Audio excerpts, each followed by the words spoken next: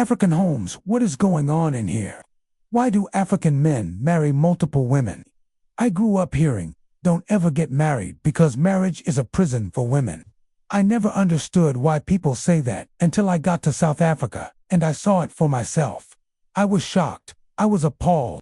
I couldn't believe what I was seeing. I couldn't believe what I was hearing. The first time I went to a shebeen, I saw a woman who was dancing with her thighs.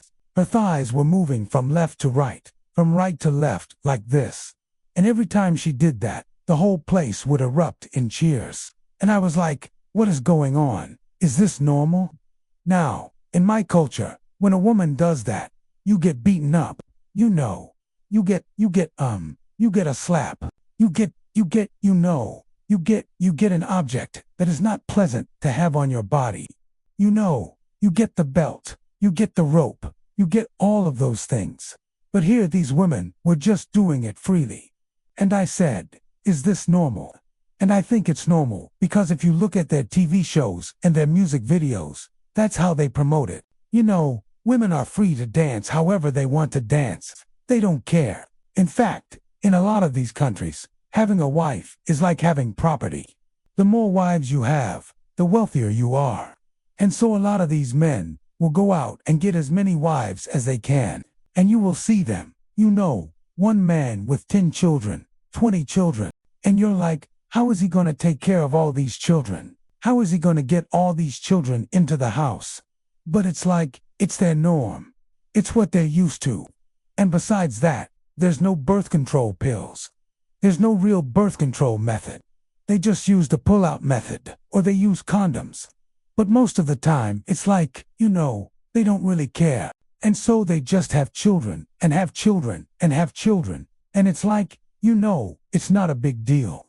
One thing that really surprised me about African marriages is the fact that in a lot of these countries, the woman will be married, but she will still live with her parents. So you have a husband and wife who are married, but they don't live together. They don't even cohabitate. She still lives with her parents, and he lives with his parents. And then when they want to have kids, that's when they come together. So it's like a thing where you're married, but you're not actually married.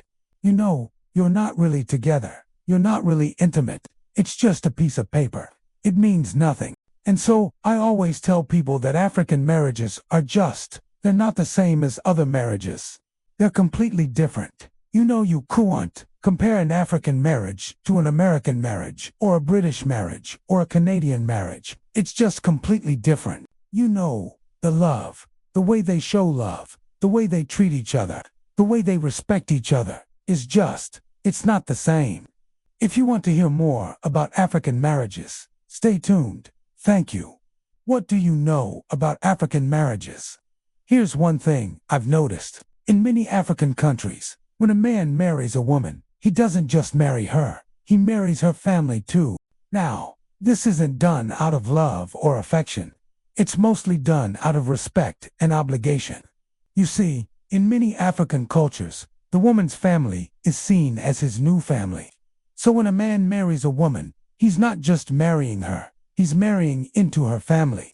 And this means that he has to show respect to her parents, to her siblings, to her extended family, and to her entire community. This is why, in many African marriages, you'll see the bride and groom dancing together with the bride's mother, the bride's father, and even the bride's grandmother.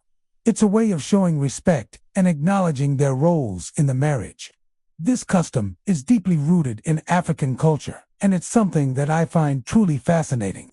But I want